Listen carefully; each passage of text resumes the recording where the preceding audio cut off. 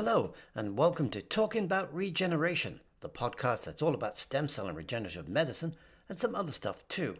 I'm Kevin McCormack, Communications Director at CIRM. We're California's stem cell agency, and we have $5.5 billion to change the world. And this podcast will introduce you to some of the people who are going to help us do just that. Enjoy the show.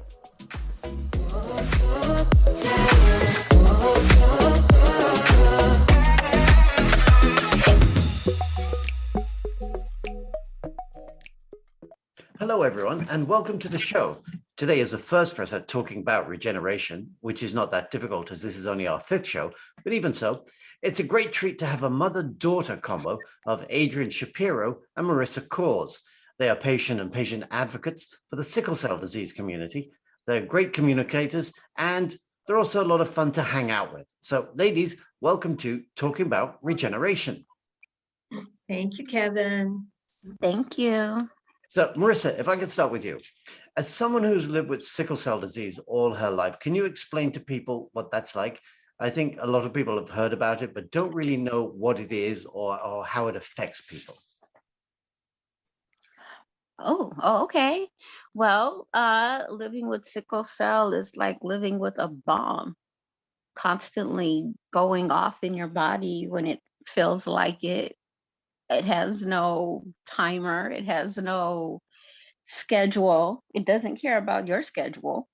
And for the most part, it's just this thing that happens, right? So your red blood cells implode.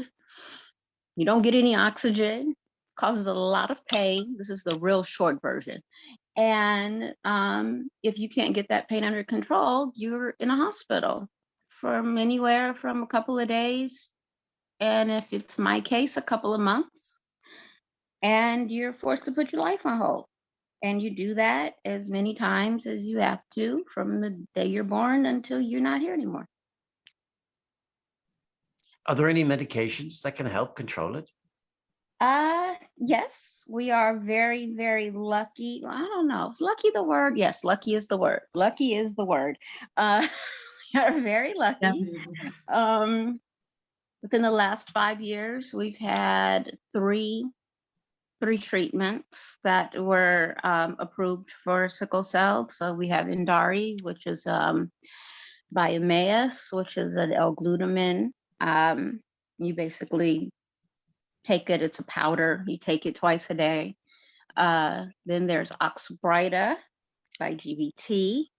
Oxbryta is a little bit different. That's a pill. And basically what it does is it sort of coats the sickled cell. So after the cell implodes, it kind of comes along and coats it. And then it allows the cell to continue through the vein. And it prevents it from sticking and clotting and doing all of the things that then causes major pain. And then we have at Adecvao. Is that Novartis? I think that's Novartis. At any rate, Adecvao is an infusion. I don't know. I find that a little bit complicated, but its whole purpose is thin out the blood the right way to put it? I'm going to say thin out the blood. It controls the sludge, what they call. So when you have sickle cell, because your red blood cells are constantly being destroyed, right? So think of it as like debris that's just flowing through your veins and it's slowing things down. And your veins are a pipe, so it's just sludge backing up. So Adecvao's job is to clear that out so that, again, oxygen and circulation can happen and then pain doesn't. So we are very lucky. And then, of course, we have our genetic work, lack of a better word, work. Work is good. Yeah, work is good. Thanks to, the company that you work with. And that's stem cell research. And if you are lucky enough and you, I guess, want to take that leap into the future, Then stem cell therapy is also available. And then my favorite, no, it's not my favorite, but bone marrow transplant for other animal. Yeah. Well, I mean, Yeah. and I know there's a lot of research going on in, that we're funding as well, and that they've had some really good results so far, encouraging results. But this is only with a few patients, so obviously there's a long way to go before we can meet the need and the demand that's out there. So, Adrienne, sickle cell disease runs in your family, but you, for a long time, you thought that you'd be able to dodge it. What happened? Well, yeah. So again, my mom was the first one generation of mothers to understand the disease and have access to genetic testing. And so we were all tested.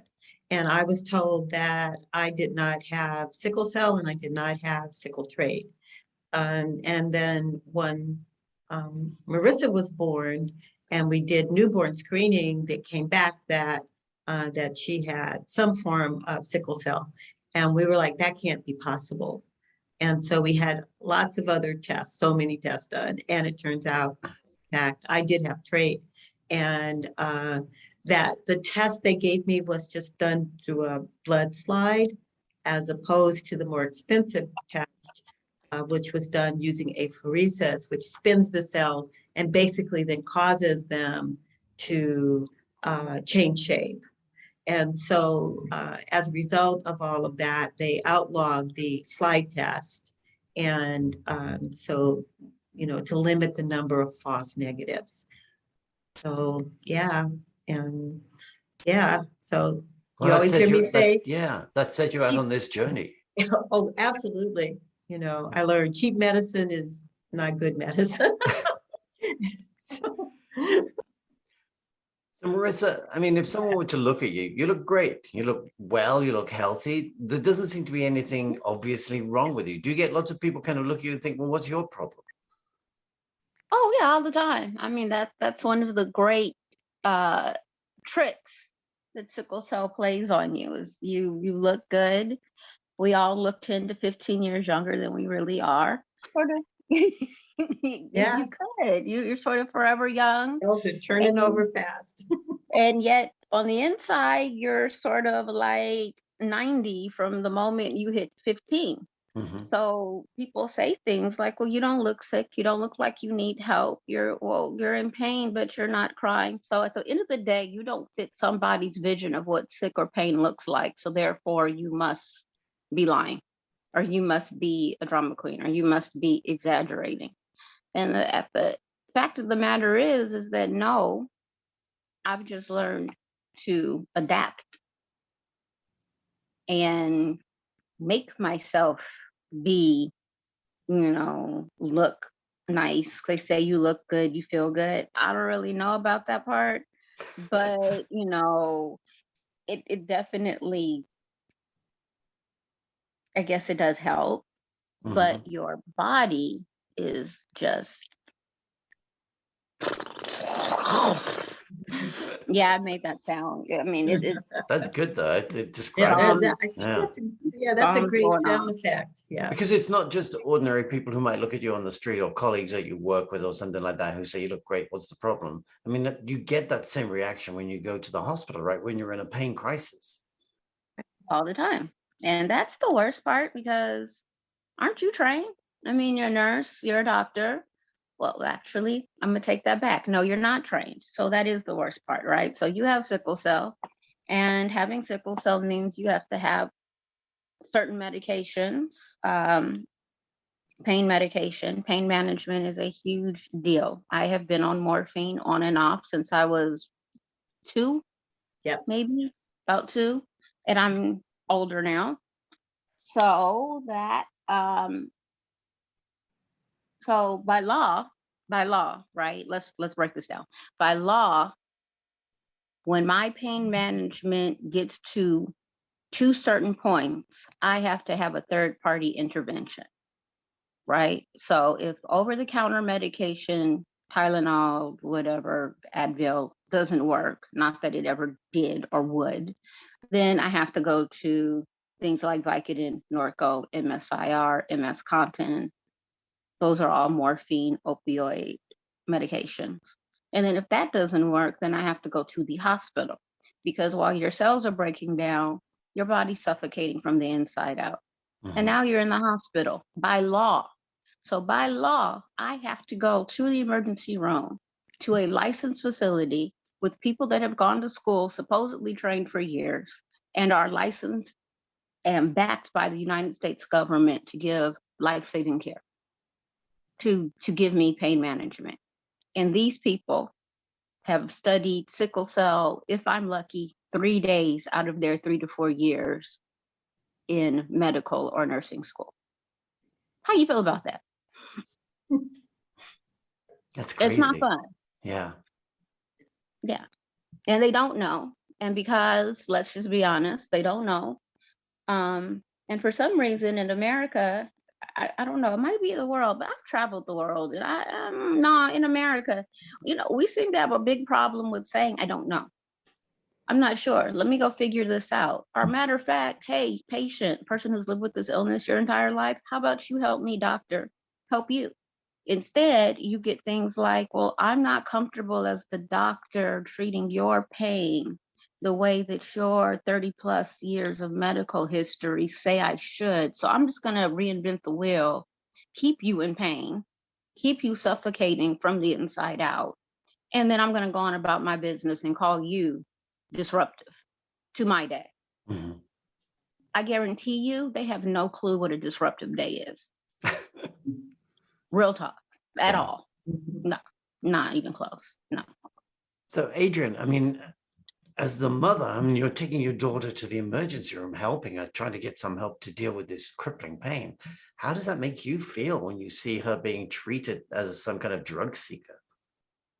Well,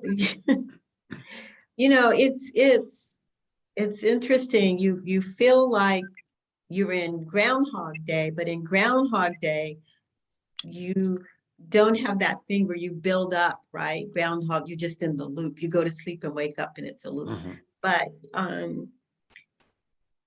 it's so, how do I put it? It's dealing with the knowns, and the knowns are the unknown, right? So you're just going through your head. First of all, you're thinking about what time it is. You're thinking about, are we in shift change? You're thinking about if it's the weekend versus during the week. All of these variables. So not just getting her, dressed and into the car, right? And do you have, petrol, gasoline in the car? But what it is you're going to confront when you get there. What are those circumstances? And how do you deal with those circumstances in order to have it not add time from getting her there to treatment? And it's how can I put it? And it's even more, I'm going to say, traumatic for me, knowing that because we're so fortunate to have a hospital. She has a healthcare center home. Her files are all in one place. So it's ideal for someone, conditions on paper, if you have conditions like this, to have this great hospital and your records in one place. But when you get her there, before you even get there, they're not even going to read her chart. It's very, very frustrating and soul crushing if you aren't a very strong person. Just talking to them, and you're going to have to ask them to read the chart. You're going to have to, you may have to dismiss doctors. I mean, the one thing about sickle cell, being a sickle cell mom, is I realized I could not live my life as a nice lady. So I mean, really, I've been raised to be polite and all those things, but as a sickle cell mom, you realize that you cannot be nice, and you have to be civil, and you have to be hyper alert to everybody that you come into contact with that has anything to do with your child's care. I really am an optimistic person, as you know, and I really thought that by now these challenges would have been met, but the war on opioids, which was caused for, began for a very good reason. A father who was in power had a child who had this problem and thought, I'm in power, I can do something about it. And the CDC wrote a report. And as many things, that are well-intentioned, if they're not really done well and you don't have all the stakeholders involved, it ends up in many ways being harmful. And one of the harmful things that happened was that they moved this, they took this report that was dealing with basically medication that was being given to people in the form of pills, right? And they've put out those guidelines, and people just took it and ran off and said all opioids are bad, all opioid requesting patients are dope addicts, and they just brought in it was really horrible when you think of the law enforcement agencies now. Everything now is in the in the ER with you. So it's not just whether or not you're fortunate enough to be at a hospital that has the pain meds you need, but now the whole thing is there a DEA agent or two in the ER watching what everybody's doing also? Is there software that's flagging their med orders that'll go down to the pharmacy? Is there something on the wall in the pharmacy, right, where they've written some kind of protocols that if you get this request, even if it's from a doctor that they know and who they have worked with and revere, this kicks off another whole process of clearing. And that so much weight is put on the care providers to prevent, protect, track patients who are overusing opioids.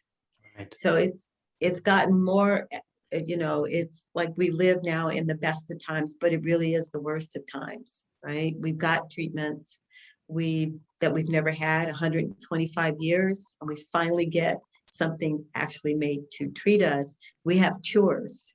There are people walking around that have had gene therapy and bone marrow transplants, and they have cures. So if you come from generations and generations of mothers who have suffered by watching their children suffer, this, we ought to be, I don't know, like I said, we're living in a time of our wildest dreams, but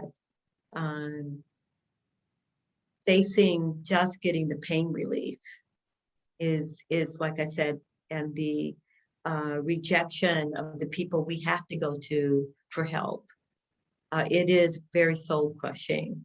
And when you are burying people, as we do a lot of point of care and family services, and we're burying people and we're crying, and we're not crying because we've lost that person, but we're crying because that person suffered so much while they were alive when they didn't have to, right? There's one thing of suffering and there's nothing you can do.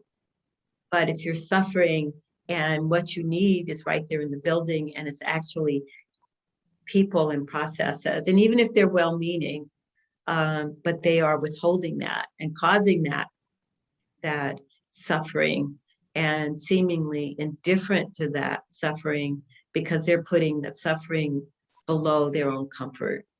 Right. Is very difficult. So Marissa, at the risk of being obvious, this is a disease that affects around 100,000 Americans, most of them Black people. Do you think, that has a big influence on how you're treated? That is a majority of the influence on how I'm treated. Can we get FDA? Is the FDA listening? Because I really need you guys to get that 100,000 number up. You've been quoting that since the Nixon administration. Let's just go on and call that real You're quick. too young to remember the Nixon administration. I don't Well, in any way. And but that's the it's point. true. That is the That's the point. Okay. This is the Nixon administration. But no, but you know, I say that to put it in perspective. Consider that. Consider that the Nixon administration he was the president that gave us our first federal funding, which we didn't actually receive, but whatever, he thought about it, he signed it. He's the person that said, okay, FDA, you know, go out and study these people. And here we are, 50 plus years later, and we're still quoting the same statistics, and we are still reading the same reports that came out then. Now consider cystic fibrosis, which affects a quarter of the people that sickle cell affects, but they're white. Yeah. And when I tell you the difference, you know, to be Black and to be a woman in America is a hard thing, but to be Black, a woman in America, and sick is even worse, because immediately I'm discredited, I'm discounted, I'm dismissed, because I'm not supposed to, I don't know, I'm not supposed to be educated the way that I am. I'm not supposed to speak the way that I do. I most definitely am not supposed to tell somebody, a white man, older man, doctor, that he's wrong. I'm not supposed to be able to do those things. And to have somebody come and question you about your body, your life, your illness, and you know that they know, at the very least, they know sickle cell causes the most excruciating pain the body can produce upon itself. I'll say that again. The most excruciating pain that the body produces within itself. I don't have to do anything but breathe, and I'm in pain. This is the very basic thing that our medical industry knows. But because of the country that we live in and how it was formed, immediately it's okay for me to be a suspect and not just a patient. And for some reason, this happens between 18 and 22. So you're in peds, everything's great. Why is everything great in peds? Nobody wants a sick kid, period, dot. Doesn't matter what you look like. Don't want a sick kid. The minute that you no longer look like a child, or the minute that you hit those ages where the law says you supposedly mentally are not supposed to be childlike, or you're supposed to know everything, I would like to know what happens in that 24 hours between 17 and 18 that makes you this great adult. Nobody can tell me. But for some reason in the medical industry, you age not only out of peds, but you age out of the humanity that medicine is supposed to be based upon. All of a sudden, your pain, your suffering, your mother's suffering doesn't matter, because you don't look like the type of person that this building was placed here to treat. Period. Yeah. And I just, yeah. How do we go about changing that? Well, that's a good question. I think the first thing is to do what it is that we're having this discussion about. Because 5 years ago, 10 years ago, we never would have been so honest with you about the problem. We would have danced around it. We would not have come and said, we're treated badly at the hospital because we are Black people, and the majority population is white, and they have these preconceived notions about who and what we are. We never would have done that. We would have been polite, and we would have said, well, you know, it's difficult. We probably never would have been able to have these conversations about why you would have our understanding, or express our understanding also of why you would. So when you really think about the society, as Marissa mentioned, it's not just slavery, but it is about a country who has a history of taking people and making them less than human to, how do I put it, to absolve themselves of any moral dilemma. So that was the block. So it was all financial, but in that, speaking to the human spirit, they had to do something in order to not really be facing it. So we had the whole financial block, building blocks, right? And along with that, a whole history of putting things in place so that psychologically that population, because if the population of slaves increased, then the people who owned the slaves became more wealthy. And we do know what about the wealthy is they want to be more wealthy, right? So you take that idea and the fact that our police system all came from basically really truly about keeping people's property, keeping people out of danger, and all those other things were never anything that our police force early on was formed for. It was protection of property. So if somebody stole your horse, the sheriff would go get you. They could hang you over killing a horse or stealing cows, and then slaves. So it all came out of that. And we or naively thought at one point, well, okay, they freed slaves, and then all of a sudden there was a readjustment globe, and that didn't happen. But we were sort of, that was the narrative. And then you go on with all of these things that we'd make some progress, and then we'd have a setback. We would, and yet at the early days, it was just people reading newspapers, if you could get a newspaper, right? Reading newspapers. And then suddenly, and books. And so we were vilified in books.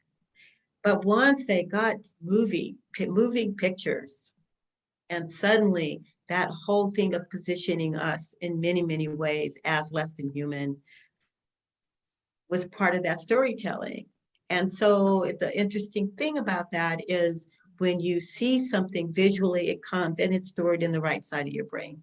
And you just know it. You know how you just know it? You just know it, whether you're conscious of knowing it or not knowing. And so from the very beginning, like Birth of a Nation, all of those things were put into play. And the idea that we don't feel pain the same, the idea that we, we're like, couldn't have Coca-Cola because it had cocaine in it. The last thing and the cocaine would make the black males, go crazy. And all of those things were pictured, in our entertainment. And then, so that's just the movie theater. Look what happened when we all got televisions in our bedrooms. So that at 24 hours a day, you can find a cop show where there's a hooker or a drug addict or gang guy or robber, anything. And from the 70s, the 80s, and 90s, they were all Black people. Yeah. Before they started moving into other things. So I think that has a lot to do with it. So how do we stop it? We're in that first stage because we're taking a risk of being honest about it without having to think about whether or not we're hurting your feelings. Because that, we don't want to hurt anybody's, we don't want you to feel that you have to carry the weight of all of that happened in the past. But the weight you do have to carry is, once you know of it, that weight of saying, okay, how do I, as an individual, what power do I have? And making a conscious effort to change. And again, it's both our sides. We've been taught how to speak when we're talking to white people. And we know how to, we know what areas to stay away from. Like the old thing, you don't go to family dinners, and politics, right? Yeah. Religion, all the things, money, all those things you don't. Well, then we're taught what not to talk about. you know, and so I think it starts now. I think there are a lot of organizations that are really, really powerful organizations that are putting things in place to lay the foundation, but laying a foundation and having a plan, that idea of a plan, you understand that it's going to take time. Right. And hopefully those people spearheading it will continue with that plan, change it as needed. And those of us that are all part of that plan will keep it in the forefront. And I think it's probably time to stop worrying about feelings of people who look like me and worrying about the pain of people like Marissa who are having to battle this on a regular occasion. I think, really it's culture. I mean, again, so doctors and care providers in this country, and maybe all countries, I have to say that at first, as you know, I didn't even know that there were people outside of African Americans or Black Americans that had sickle cell. And so when I started learning, that it was worldwide, we assumed that people in other parts of the world were treated better than we were. And what we found is all around the world, right, in these places at the equator, the color, the melatonin judgment comes in. So the greater society, and America is an amazing society, and I think in its experiment, right, of democracy. But the same things happen worldwide. And so you have that, and then you have the glorification of doctors and nurses, and we're told that they can have the responsibility of taking care of us, but the limit is where their comfort comes first. So if it's something that they're not comfortable with, then they don't have to do it. They're not going to do it. So that was put in place to keep them from doing clearly experiments and things like that on humans. But as things have gotten increasingly, pardon me? It's selfish. At the end of the day, it's selfish. It's just selfish. My comfort over the patient. And I don't think any of that was what was meant or is meant by the oath. Right. And we then aren't taught that we can fire doctors. But, that's an act of privilege, because you might be in a place where there are no more doctors. You know what I mean? There's only 2 doctors. Right. But getting over that and rehauling our medical system to the point where there are a couple of things. One is we're not a reactive medical system. The way it is now, it's all reactive. You get sick, then you seek medical treatment. Your doctor's job isn't to keep you and work with you to stay in a state of health. So that needs to happen.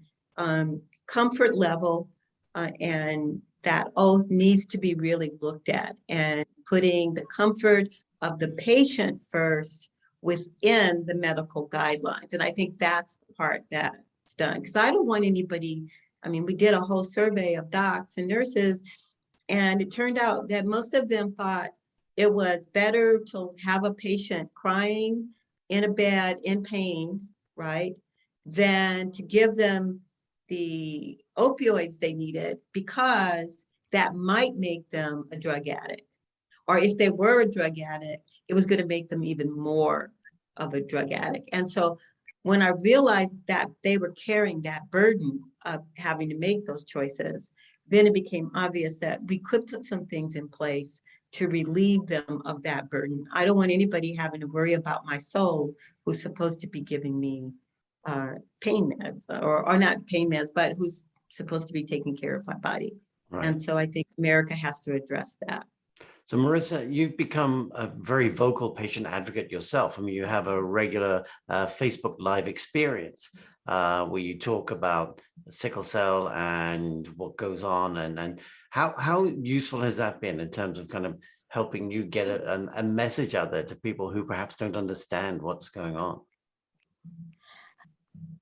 It's been It's weird. It's been very useful. I'll be really honest. I didn't think anybody would want to hear what I had to say. I just wanted to like write essays about my experiences and I don't know, move on with life. And somebody said, no, you should talk about it. And here we are 3 years later, and we're still talking. And now what's happening is I have people that contact me literally from all over the world who are like, I can't believe somebody finally said that, or I came across your show and I heard what you said about living with sickle cell, and I have sickle cell. And mind you, I'm translating all of this over WhatsApp. Like, I don't even know what languages half of these are. And it's an amazing thing. But the problem, the way that I feel about it is it's wonderful. It's wonderful to be a voice of the patient, but how do I get that doctor or that nurse to listen? Because you know, here's the thing, like my mom said, 5-10 years ago, we never would have said you're treating me badly because I'm Black or because I'm a woman. We would not have said that because we knew it, but we wouldn't say it. We knew it, but we wouldn't say it. But here, as a patient, you don't want to believe that about the people that have helped to raise you. I have been in my hospital for over 30 years. I literally have grown up there. Every graduation, every first boyfriend dumped me, birthdays. I mean, my nurses, I watched them go from being students to retiring. So consider that. If you stay in a place long enough, you are going to share a life with the people that are in that mutual place. So you don't have to go to their house. You don't have to know where they live. You don't have to be there at their anniversary parties to share a life with them. You don't want to believe that the people you have shared a life with, that have watched you grow, are judging you purely based upon how you look. How does that work? You don't want to say that out loud. So the first time I said that out loud, it really hurt. It hurt me more than I think it hurt the person I said it to. Because she was just like, well, I'm not really sure what you expect. Oh, so you know this. Okay, well, now we can have a whole honest conversation and you can get out. Now you may leave, because now it's like you've been, as we say, fronting for 20 years. And I'm going to cut in here for a minute to say with the nurses, it was so very shocking, as Marissa said, that the nurses felt that way. And when Marissa came to me and said she was having problem with a nurse or two, I just thought it was a clash of personality. So I'd say, okay, well, I'll go sit at the center with you. But then when it really came down to over 50% of the nurses, because she'd been in the cancer center too long and she didn't get well and she didn't die, and they couldn't really understand why she kept coming to the cancer center for pain control. And so finally we had to have a talk with, the doctor. And I said to him, I said, do you realize that your nurses don't have confidence in your assessment and your ability to treat Marissa? And he just looked at me. He said, well, what do you mean? I said, well, you write orders and they don't follow them. They don't want to follow them. And he was in shock. He was really, really in shock because he's a doctor. He's not only he is the doctor, the man. And when it all came out, he was because he's a real true healer, right? He was so crushed that he actually left a practice that he had built from the ground up and went to join another one where he felt he could have, more capacity to be a good doctor, and where people would not be doing what they were doing behind his back. So I think, again, being able to have the conversations, which Marissa has done an amazing job of. I guess medicine has caused both of us to have to talk to people, come out of our comfort zone in many, many, many ways. Well, if it succeeds in pulling them out of their comfort zone, maybe that's progress. Maybe it makes them look at themselves in ways they haven't before and think about how they need to treat people in future. Yeah, yeah.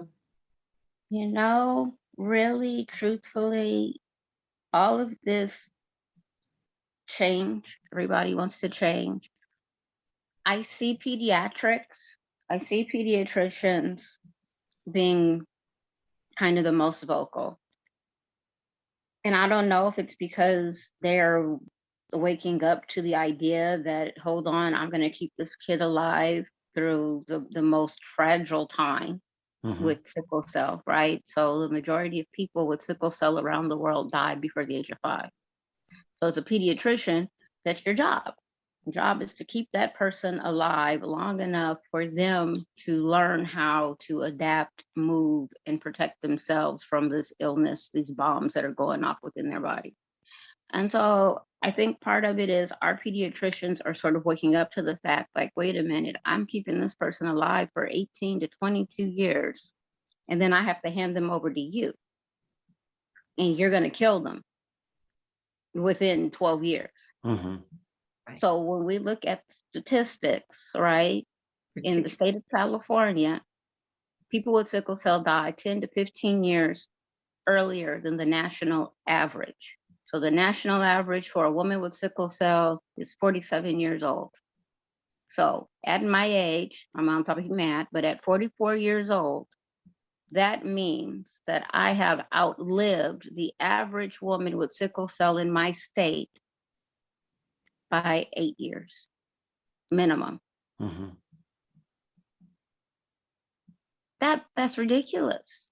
So I think we have the pediatrician saying, like, you're not going to kill the patient I've worked so hard to keep alive. That's number one.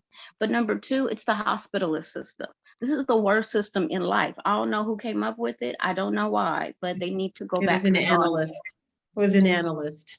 It's a horrible system. The hospitalist system is the worst system in life. You haven't even taken the adrenaline junkie of a ER doctor and put them on an admissions floor.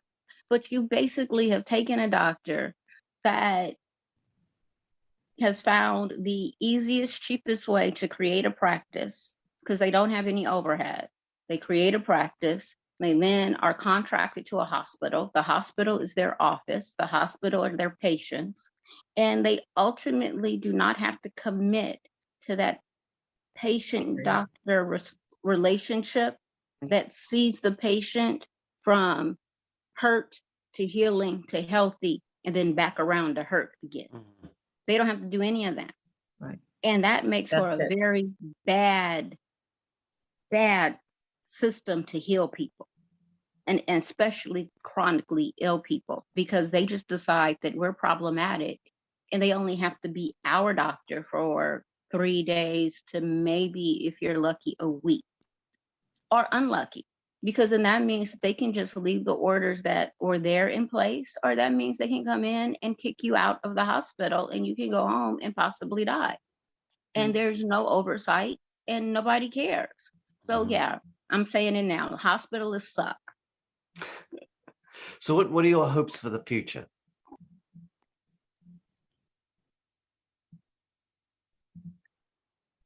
Personally, my hopes for the future lie in home health. I'm at a point where I don't want to go to a hospital. And that's really hard to say because I grew up in one. Like, I'm comfortable in hospitals. That's my second home. I know how they work, or at least I used to. But now it is a source of anxiety, overwhelming anxiety to walk into a hospital because I'm not going to get the care that I need, and I don't have anyone to go to within that hospital to say, fix this. Like, truly, it's like, the inmates are running the place. Like, there's no oversight. And so for me, I feel like sickle cell patients are very good at knowing their bodies. We know when it's time to change up what we're doing, our home meds. We know when it's time to go to the ER. And if I could be treated at home, I would be probably the happiest. But then again, of course, we're in the most regulated country in the world medically, or close to being, right? So no, a nurse just can't show up at my house, give me an IV, and start giving me morphine without me having met certain criteria. Right. So then my next bet is that hospitals and doctors and nurses start taking more responsibility for their lack of education. And our medical schools, I tell medical students every day, you have failed to learn about the world's largest hereditary illness. That means you got 80% of an education, so you need to keep 20% of that loan. Bottom line, tell Harvard, tell Stanford, USC, UCLA, and all the rest of them, I am not giving you 20% of your money back because you only gave me 80% of an education. When sickle cell is studied and treated as cancer is, then we're getting somewhere. So Adrienne, what are your hopes for the future? Well, I have big hopes for the future. So the major one, I guess, being that I hope that our country will heal, and that this whole concept of a racial divide gets to the point where I know we all have a certain amount of tribalism, but that we will have a conscious collective memory of the humanity and recognition of each other. As far as medically, I believe that not only will my daughter, people like my daughter, will have the option, right, of being free of a genetic illness through regenerative medicine, and that the country will move us from a state of transactional sick treatment to a paradigm of healthcare that really supports and encourages and results in a healthy, long life. Great. Thank you so much. Adrienne, Marissa, thank you so much for being part of this today, for your thoughtful, inspiring words. And I hope you'll keep speaking out and making people feel uncomfortable until they do the right thing. So thank you very much for being part of this. Thank you for having us. Thank you. Bye. Great. And thank you everyone for listening. And I hope you'll join us next time on Talking About Regeneration.